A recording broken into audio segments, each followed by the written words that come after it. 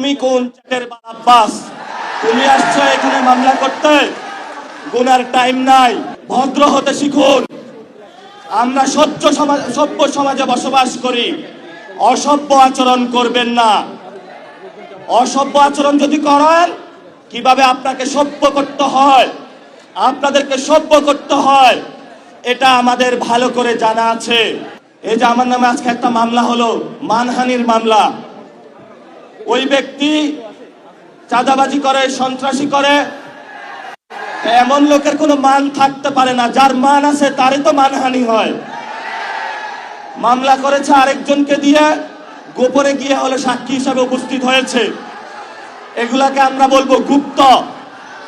আপনি ঢাকা হাটে ফেল করেছেন, লিখে রাখুন জনাব আব্বাস।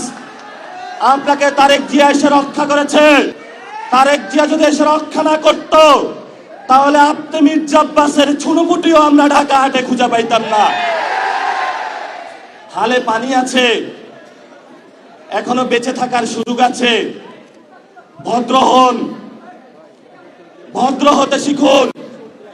আমরা সভ্য সমাজে বসবাস করি, অসভ্য আচরণ করবেন না।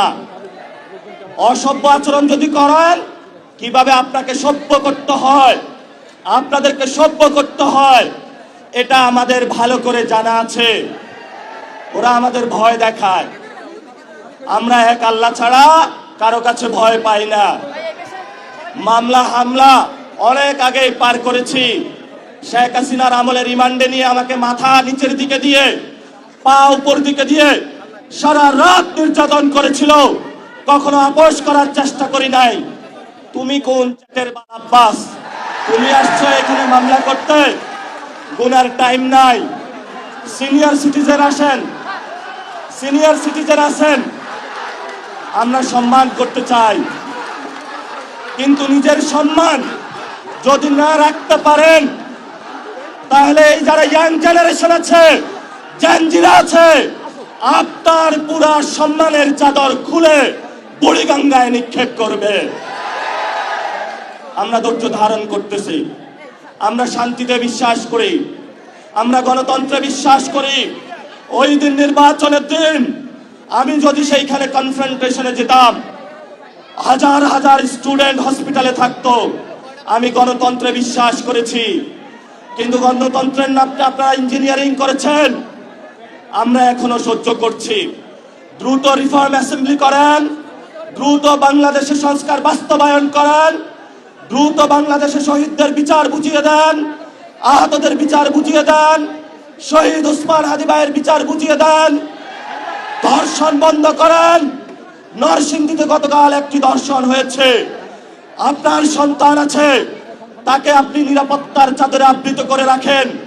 আমার সন্তান, আমার মা বোনের যেদিন নিরাপত্তা দিতে পারবেন, সেদিনই আপনি জনতার প্রধানমন্ত্রী হবেন, এর আগে হবেন না, হবেন না।